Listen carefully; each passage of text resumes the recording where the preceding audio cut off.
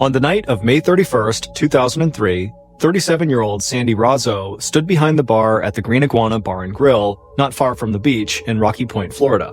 The summer crowds had already started arriving in waves to the area, and so the place that night was totally packed. Music was blaring, people were dancing and shouting, and the line at the bar just kept getting longer. Sandy saw a man wave her down, so she walked over to him, she leaned across the bar so she could hear his order over the music, and then she smiled. And Sandy's smile showed off her perfect teeth that seemed even whiter than they really were because of her very bronze-tanned skin. She also had long hair with blonde highlights and the body of someone who worked out all the time. And when she was younger, Sandy had worked as a fitness model, and she still had dreams of becoming a movie star someday. Because of her looks, men at the bar often made it a point to order their drinks from Sandy instead of one of the other bartenders, and the men almost always told her how pretty she was. And that night was no different. Sandy poured the man his drink and slid it across the bar to him, and right away he told her she was totally beautiful and he left her a great tip. Sandy smiled again and then moved on to the next customer. Sandy used to love all the attention she got from men at the bar, but over the last year or so, she had stopped trusting people, especially men, like she used to, so she had started to keep her guard up a little more at work. For most of her life, Sandy had always thought the best of people, and she believed that when you treated others with kindness, they would do the same to you. But that had all changed for Sandy about a year earlier, after she'd had a horrible experience with a man who she thought was one of her best friends. That man, Tracy Humphrey, had been a part-time bouncer at the last place Sandy had worked as a bartender. Tracy was this big 6'2" tall, bald guy who looked like a big weightlifter. He was actually known as Mr. Clean because he looked like the big bulky guy on the labels of Mr. Clean cleaning products. Tracy and Sandy had first bonded over their love of fitness, and when Sandy found out Tracy worked as a trainer at a gym, she had started taking classes from him. Sandy also loved that Tracy had connections to Hollywood. He claimed he'd been the stunt double for the action movie star Vin Diesel, and that he had worked as Tom Cruise's personal bodyguard. And when Sandy would tell her friends that she still dreamed of acting in movies someday, Tracy was one of the only ones who told her that her dream really could still come true. And so Sandy had hoped that she and Tracy would be friends forever because they got along so well and he supported her dreams and she always felt relaxed and safe with him. But then, one night, when they had been hanging out at Sandy's place, Tracy had tried to pressure Sandy into having sex with him. Sandy got upset and said that was not what she wanted, and she made that clear to Tracy. But when Sandy turned him down, Tracy had gotten angry and gone into a rage. And so, soon after that incident, Sandy had left that job and started working instead at the Green Iguana, so she wouldn't have to see Tracy anymore at work. But even after she had quit, Tracy had kept calling her and bothering her. But by May of 2003, the calls had finally stopped. Sandy heard a rumor that Tracy had started dating a 20-year-old woman named Ashley, so she thought maybe that meant he would leave her alone for good. From behind the bar at the Green Iguana, Sandy could see the crowd was finally starting to thin out. Her feet were aching from standing up all night, and she was excited her shift was ending and she could finally go home. A little while later, she checked in with her manager to say she was leaving, she counted her tips for the night, and then walked through the kitchen towards the back of the building. While Sandy was getting ready to leave, people outside were making their way from one bar to the next, and music was pumping from dance clubs and from parties all across the beach nearby. But a short, bearded man wearing baggy jeans, a sweatshirt, and a baseball cap blocked out all that noise and walked straight down the sidewalk in front of the Green Iguana. The bearded man pushed his way through a crowd of people and then headed around the building to the large parking lot in back. Once the bearded man got to the parking lot, he climbed into his Volkswagen Beetle car and closed the door. Then he leaned over to the back seat and grabbed a rifle that he'd stashed there. Then the bearded man picked up a pair of old jeans on the passenger seat and slid the barrel of the rifle through one of the pant legs to conceal the barrel when he raised the gun. The bearded man lowered the passenger side window, stretched across the car, and propped the now concealed barrel of the rifle on the open window, and then watched patiently at the back door of the Green Iguana. It was hot in the car and he could feel sweat dripping down his forehead from under his hat, but he just kept on focusing on that back door. Then finally, Sandy, who had just finished her shift, came out the back door. As soon as the bearded man saw her, he raised his rifle up and aimed it right at her and fired. The bearded man heard glass break and he saw Sandy look around wildly around the parking lot. The bearded man was confused for a second, but then he realized he hadn't hit Sandy. He had missed. He'd shot the side mirror on his own car. The bearded man panicked and looked around to see if anyone had seen him. Then he tossed the rifle into the back seat, started up his car, and sped off. Back in the parking lot, Sandy got into her black BMW convertible like nothing had happened. She'd heard the glass break, and she'd heard the shot most likely, and the car speeding off, but she just kind of figured that maybe some drunk guy had smashed a bottle somewhere and then driven away. She didn't realize she had been shot at. So, inside of her car, Sandy started the engine, pulled out of the parking lot, and headed home.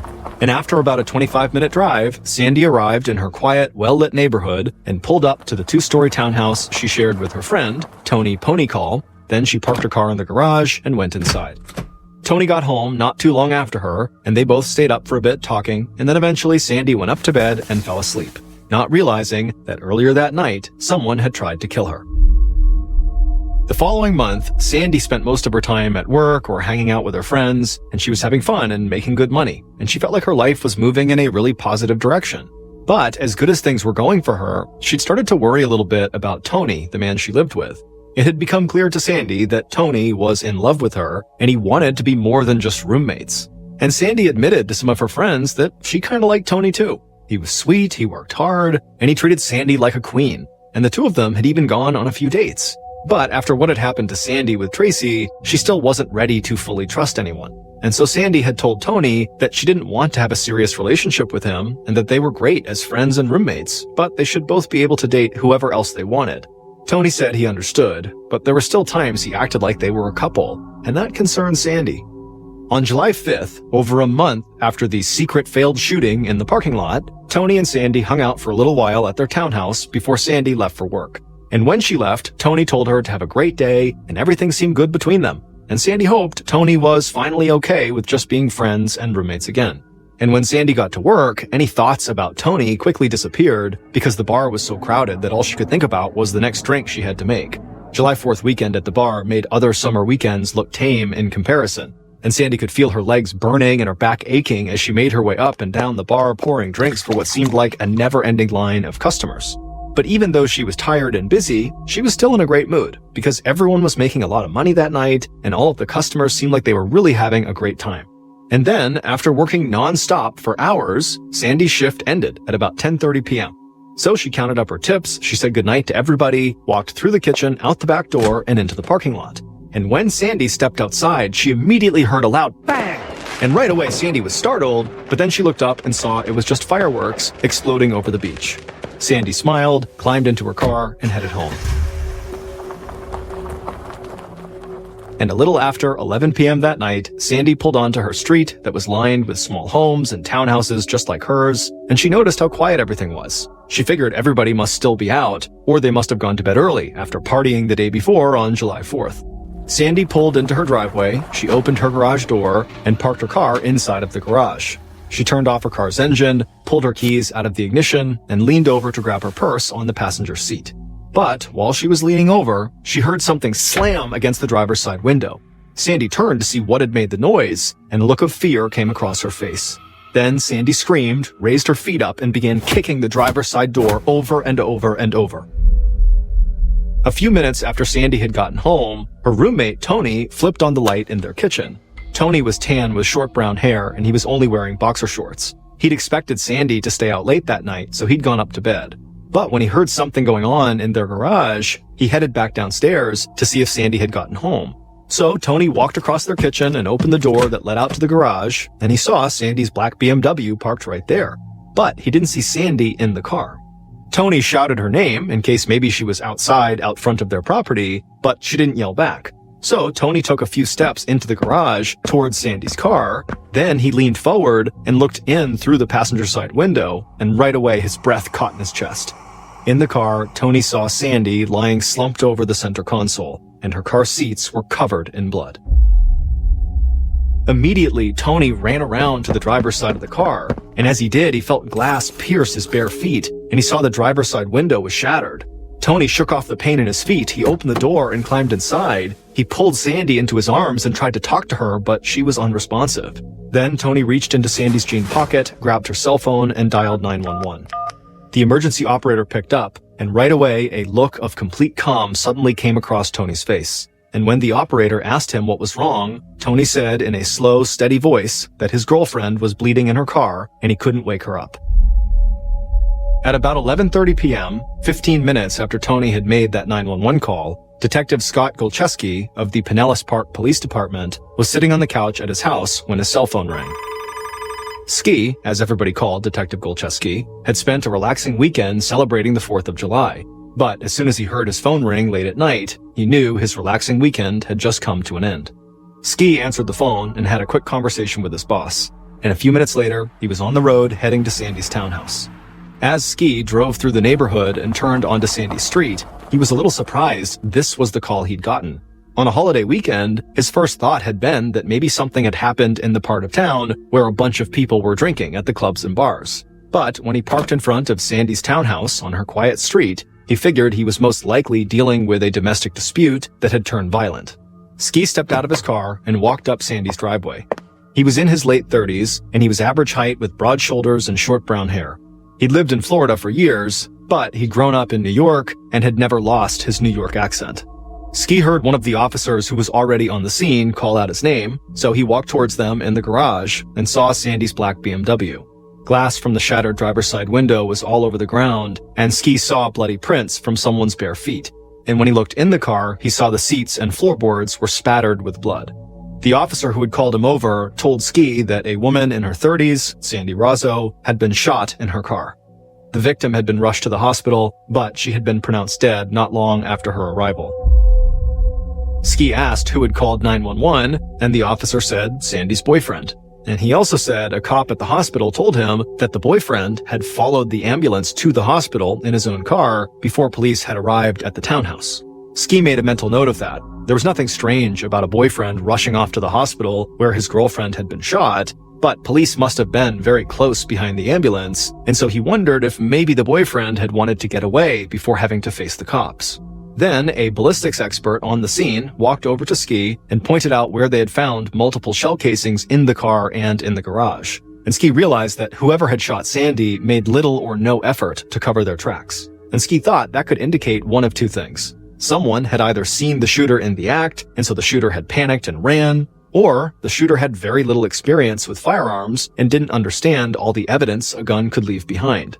Ski wanted to test out his first theory and see if anyone had caught the shooter in the act, so he and a few other officers started going door to door in the neighborhood to ask questions. But Sandy's neighbors had either been out when the attack took place, or they had already gone to bed, and so nobody had heard or seen a thing. So after canvassing the neighborhood, Ski went back to Sandy's townhouse. He and the other officers had already been in there for hours, but he told himself he wasn't going to sleep until he was sure they had found every piece of evidence possible at the crime scene.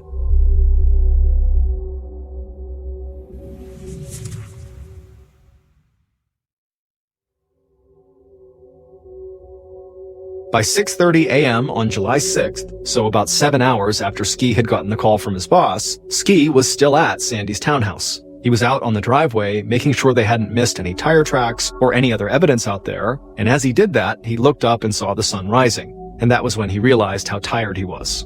But just then, a Toyota 4Runner vehicle pulled up in front of the townhouse, and a man stepped out of the car and started walking towards Ski, and Ski immediately felt a jolt of energy. The man introduced himself as Tony Ponycall, the victim's boyfriend. He was now wearing sweatpants and a t-shirt, and he said he'd spoken to officers at the hospital and they had let him go. And so he wanted to come back home to see if he could help the police who were there. Ski was shocked at how calm Tony seemed. His girlfriend had just been shot and killed, and he showed up at the scene of the crime like he was there to just help them find a missing dog or something. But Ski knew shock affected people differently, so he didn't want to jump to conclusions. Ski asked Tony if they could go inside and talk through the events of the previous evening. Tony smiled and said he'd be happy to help. And as they walked across the yard towards the front door, Ski noticed there were scratches on Tony's hands and arms. Once they were inside, Tony led Ski through a foyer with peach-colored tile floors and into a living room with a high ceiling. Tony sat down on the couch, and Ski sat in a chair across from him. Police had found no evidence of forced entry in the house, and Tony said nobody other than him had come into the house that night. Then, with an almost blank look on his face, Tony said he'd been in the upstairs bedroom when he heard something going on in the garage, so he went downstairs to see if maybe Sandy had gotten home, and he told Ski about how he had found Sandy slumped over in her car. But even when talking about the moment he had found Sandy with blood all over her face and clothes and all over the car, Tony remained completely calm. So Ski leaned in a bit closer and asked Tony if he and Sandy's relationship was serious or more like casual dating. And Tony said Sandy was actually his fiancée. A confused look came across Ski's face, and he pointed out that Tony had just introduced himself as Sandy's boyfriend. But Tony quickly said that he just hadn't gotten used to being engaged yet. Ski nodded, but watched Tony's face closely to see if he looked like he might be lying, but Tony's appearance never changed. So Ski pointed at Tony's hands and arms and asked him how he'd gotten all those cuts. Tony said when he climbed into the car to try to revive Sandy, he'd cut his arms and his hands on the shattered glass. And he also said he had not been wearing shoes or socks at the time, and he'd cut his bare feet as well on the glass on the ground. And when he said this, Ski figured that probably cleared up who those bloody footprints belonged to. Then finally, Ski looked Tony in the eye and asked him if he could think of anyone who might want to harm or kill Sandy. And for the first time, Tony's calm, cool demeanor disappeared. His face started to turn red, he clenched his jaw, and then he said there was one person who definitely could have killed Sandy. And that guy was a guy they called Mr. Clean, Tracy Humphrey. In his time as a detective, Ski had tried to stick to a simple rule: never get tunnel vision when working a case. Over the years, he'd seen a lot of cops build cases entirely around one suspect, and when that suspect turned out to be innocent, the cases just fell apart. So, in the days following Sandy's murder, Ski still definitely considered Tony to be a major suspect. Tony was the one who had found Sandy and called 911, and he had those scratches on his hands and arms. And on the day after the murder, Ski had heard from one of Sandy's coworkers at the Green Iguana that Sandy had never agreed to marry Tony, and she'd actually told him she didn't want a serious relationship with him at all. So Tony calling Sandy his fiancée just seemed totally strange to Ski. But Tony had undergone a gunpowder residue test to determine if he'd recently fired a gun, he had willingly submitted DNA samples, and he had allowed the forensics team to do a thorough investigation of his car. And so, while the investigators waited for all those test results to come back, Ski started looking into other possible suspects. And someone who worked at the Green Iguana had seen a bearded man kind of lurking outside the night Sandy was killed, but they had no idea who he was. So Ski now had Tony and this unknown bearded guy as possible suspects, but for the time, he wanted to turn his attention to Tracy Humphrey, aka Mr. Clean, the man who Tony was so sure could be Sandy's killer. So at 3 p.m. on July 8th, less than 3 days after Sandy's murder, Ski paid a visit to the gym where Tracy worked as an instructor and personal trainer. Ski walked into the gym and heard the sound of trainers shouting encouragement and people grunting while they lifted weights. Then he walked up to the front desk, showed the man behind the counter his badge, and asked to speak with Tracy. The employee said he would go get Tracy and pointed Ski to a small office where he could have some privacy. Ski thanked the man and then walked into the office, took a seat at a table with nothing on it, and waited. And a couple of minutes later, Tracy walked in. He was 36 years old, out of breath, dripping with sweat, and had a towel wrapped around his neck. Ski was taken aback by how big and intimidating this guy was. Ski asked Tracy to close the door behind him and have a seat. So Tracy closed the door, he wiped the sweat from his face with his towel, and then he sat down. Then he introduced himself to Ski in a low, soft voice. And right away, Ski thought that Tracy's voice didn't really match his body. Ski smiled and said he knew Tracy was working, so he wouldn't take up much of his time. Then he asked if Tracy had heard about what happened to his friend Sandy. Tracy said he'd read about it in the newspaper and that he was totally heartbroken. Ski told Tracy that he was very sorry for his loss because Ski believed that it was always a good idea to start a line of questioning by empathizing. But before Ski could actually ask a follow-up question, Tracy suddenly stood up and said he did not feel comfortable talking to police at work, and that if Ski had a problem with that, he could contact Tracy's lawyer. Ski was surprised the conversation had taken such a quick turn, and it definitely made him question why Tracy wanted to get out of there so fast. But he didn't have anything to charge Tracy with, so he just thanked Tracy for his time, stepped out of the office, and walked back through the gym. And when Ski stepped outside, right away he felt the sun on his face and a warm breeze blowing. The temperature was about 90 degrees Fahrenheit, and Ski thought that this was the perfect kind of summer day to go to the beach. And right there, it struck him that Sandy would never get to enjoy these perfect summer days in Florida ever again because someone had robbed her of her future. And that made Ski very angry. He wanted to find Sandy's killer as fast as he could. And the conversation he just had inside the gym made him want to dig a lot deeper into Tracy's life. Over the following week, Ski and the investigative team returned to Sandy's townhouse multiple times to see if any new evidence had emerged, and they also followed up with Sandy's coworkers to see if they remembered something from the night of Sandy's murder that they might have overlooked the first time they were interviewed. But nothing new surfaced. So during that time, Ski also did something that some other detectives might not have done. Ski's father had been a fireman, and so Ski had always admired firefighters and had close relationships with a lot of them in the area.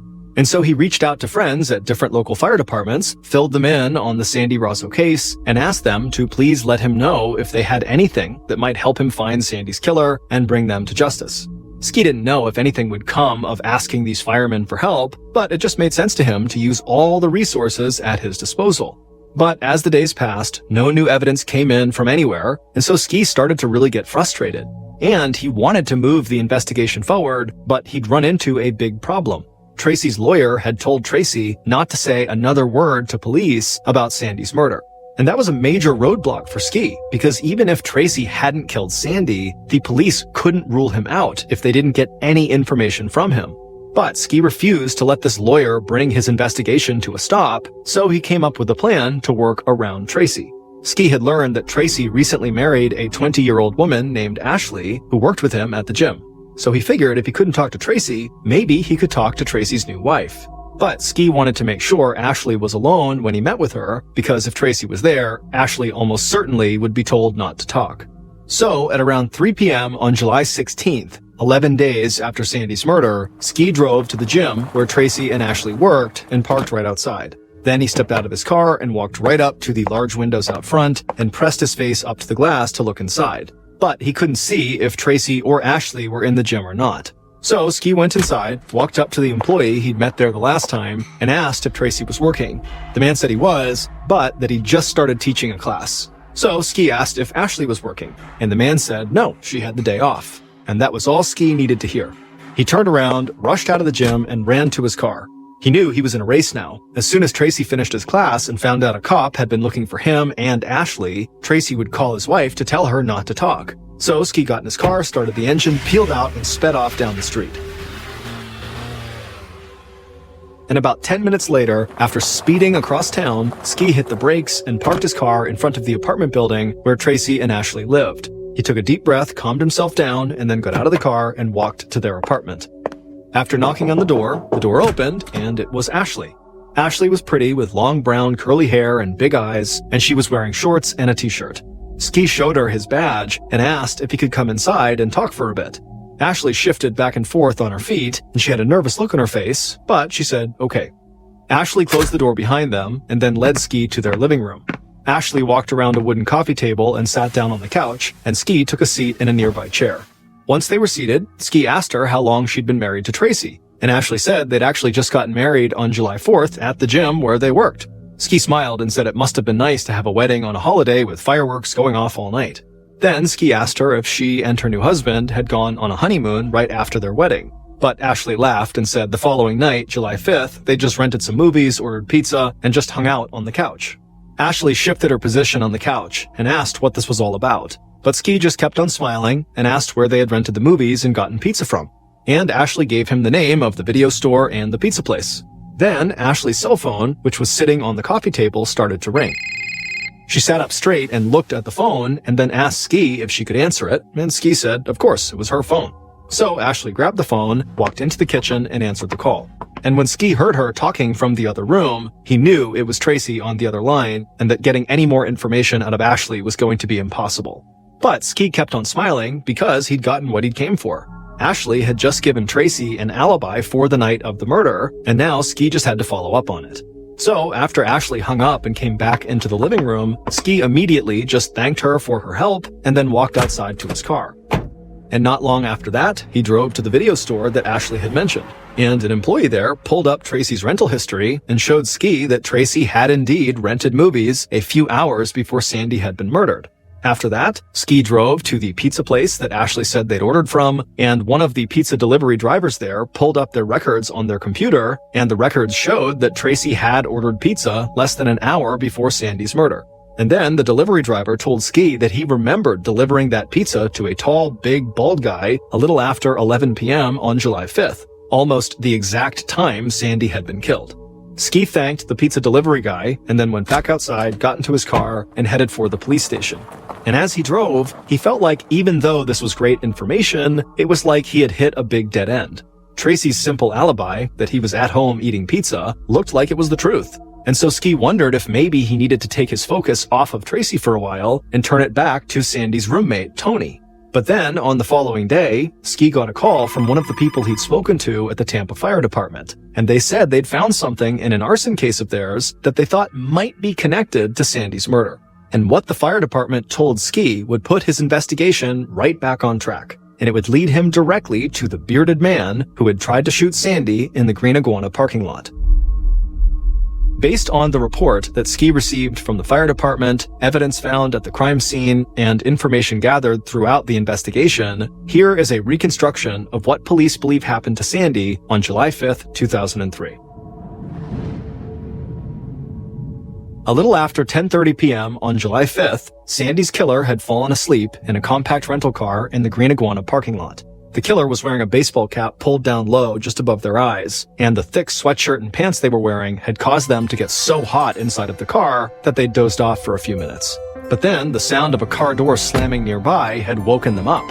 They looked out the windshield and saw Sandy driving off in her black BMW. The killer immediately sat up straight and yelled out in frustration and then slammed their hands down on the steering wheel. The killer had intended to shoot Sandy right there in the parking lot, but now that wasn't an option. So the killer glanced over and looked at their Ruger .22 caliber pistol on the passenger seat, and then they started the car and pulled out onto the street behind Sandy's BMW. The killer still felt a little out of it from having fallen asleep, and their hands were sweaty on the steering wheel, but they managed to weave their way through holiday weekend traffic and keep up with Sandy's car. Then, after about 25 minutes, the killer followed Sandy as she turned off a main road into her neighborhood. The killer eased off the gas to make sure they didn't get too close to Sandy's car. The killer saw Sandy pull into her driveway, open the garage door, and park her BMW inside of the garage. So the killer pulled the rental car right up to the curb in front of Sandy's townhouse. Then, with their heart pounding in anticipation, the killer wiped the sweat from their eyes, they grabbed the pistol off the passenger seat, opened the car door, and ran up the driveway into the garage. Once the killer was inside, they saw Sandy leaning over the passenger seat to grab her purse. So the killer ran up to the driver's side, raised the pistol, and slammed the butt of it into the window and held their hand up to shield their eyes from the glass. But they didn't break the window. Instead, the killer looked down and saw the glass intact, and inside the vehicle, Sandy had heard the sound, whipped herself around, and was looking up at them with a look of fear and confusion on her face. Then Sandy began screaming and she raised her foot and began kicking the driver's side door over and over again, trying to open it to maybe slam into the killer. But the door didn't open and Sandy just kept on kicking. Meanwhile, the killer could feel every muscle in their body start to tense up, and more sweat dripped down their face and neck, and their chest started to feel tight, and in a panic, the killer just raised their gun right up to the window and fired into the car. The window shattered and glass flew at the killer, but they kept on firing over and over again until they had unloaded all 8 rounds into the car. Inside the BMW, Sandy was bleeding from her torso, her foot, her head. Blood covered her face and clothes and was spattered on the car seats and floorboards. She was choking, her vision was fading, and she was struggling to breathe. Then everything went black, and Sandy slumped over the center console. After looking inside the car and making sure Sandy was motionless, the killer turned and ran out of the garage, back down the driveway, got into their rental car, and once inside, they took a deep breath and put the pistol back on the passenger seat, right next to the fake beard they had been wearing earlier that night. It would turn out the short, bearded man who had failed to kill Sandy in May when they had fired at her coming out of the bar and missed, and then had successfully killed Sandy on July 5th, was really a woman in disguise. It was Ashley Humphrey, Tracy's new wife. And on both occasions, Ashley had disguised herself as a man by wearing baggy jeans, a big sweatshirt, a baseball cap pulled down low, and a cheap fake beard. And she had made a point to be seen looking like a man by other people outside the Green Iguana, which is why she was kind of lurking around. She wanted to be seen. But on the night of the actual murder, Ashley, who had been wearing the beard, had been sweating so much that she had removed it when she'd actually gone inside the garage to kill Sandy. And it was the call from the Tampa Fire Department that actually led Ski back to Ashley almost right after he had thought about moving on from her and her husband.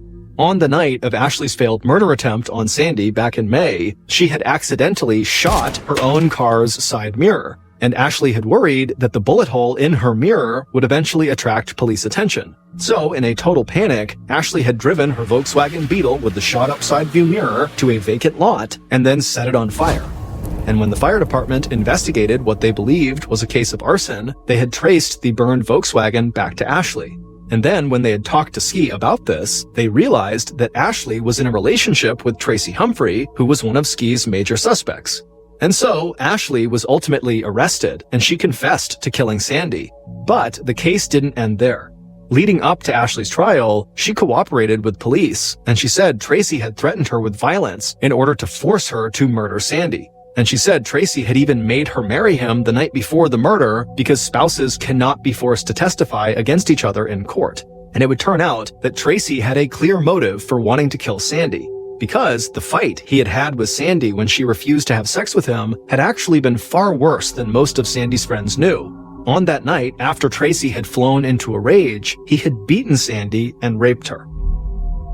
And eventually, Sandy had filed charges against Tracy, and his trial was set to start in August of 2003. So, he had gotten Ashley to kill Sandy so the state wouldn't have a witness to prove the allegations against him, and the trial would just go away. Despite Tony Ponycall's odd decision to call Sandy his girlfriend and then also his fiancée when talking to police, along with his weirdly calm behavior in the immediate aftermath of Sandy's murder, he was not actually in any way connected to her death. Ashley was convicted of second-degree murder and sentenced to 25 years in prison and is scheduled for release in 2028. As for Tracy, in the lead-up to his murder trial, several women stepped forward and shared their own stories about how he had also abused them. Tracy was ultimately convicted of murder and sentenced to life in prison.